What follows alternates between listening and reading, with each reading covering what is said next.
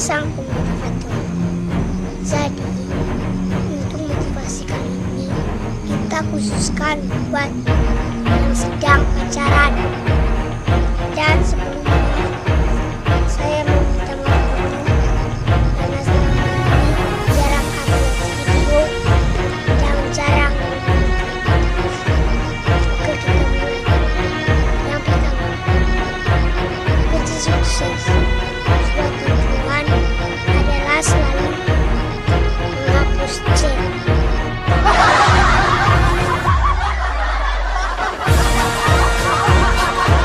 Yang kedua, jangan biarkan orang yang kamu cintai menjauh darimu, apalagi kalau utangnya belum lunas.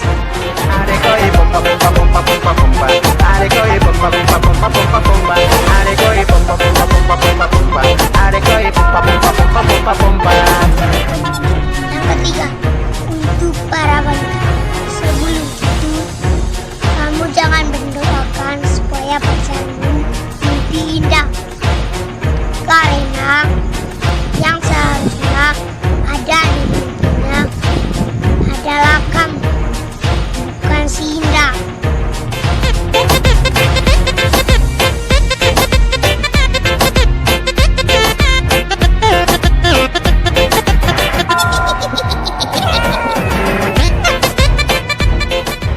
Yang keempat, saat pacaran jangan keseringan menangis supaya orang tidak mengira kamu pacaran dengan babang.